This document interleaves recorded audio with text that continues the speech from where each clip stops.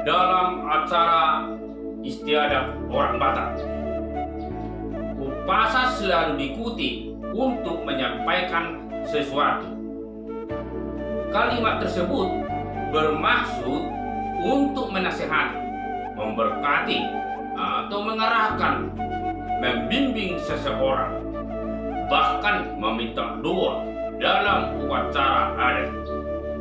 Upasa merupakan bagian dari keindahan bahasa Batak yang dipakai dalam acara adat istiadat.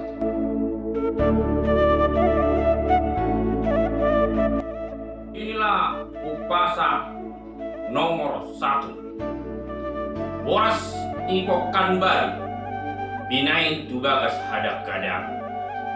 Horas mahita di Bonari tahun baruang molodu marsi jalanan. Baduakan mupak mata duduk sega magadu-gadu. Sal kuma rohana buruk saya Roma rohana baru. Patulukon napura tano-tano rangging marsi ronggongan. Badatta kadau-dau tot ditaima marsi gonggongan. Paupaton boras si bernitor di binua siap piring. Tuhan tamana manggohi di batama na mangiring-iring. Nomor 5. Jongjong di Purbatua manatap tu panaparan. Sudi mahita dapota tua saidauma parmara. Paunopon marbulung mata diam marboras masih koru. Saya buju mahita martangiang asa dapotan pasu-pasu. Papi Tuhan takas majabu suha takas saja bubona. Sude mahita maduma lau sudema marlas niroha.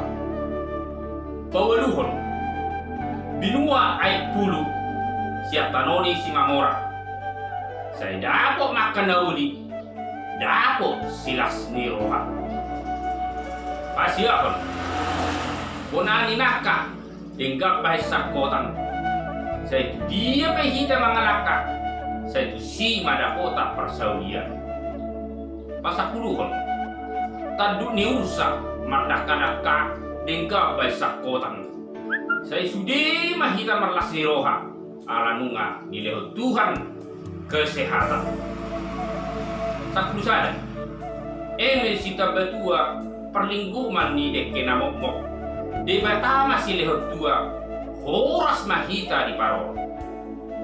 Pasak kedua sahat-sahat nisul sahat matubotean di tigaras. Saya liling mahita mangul satu pangkabian satu parhorasan jala horas-horas horas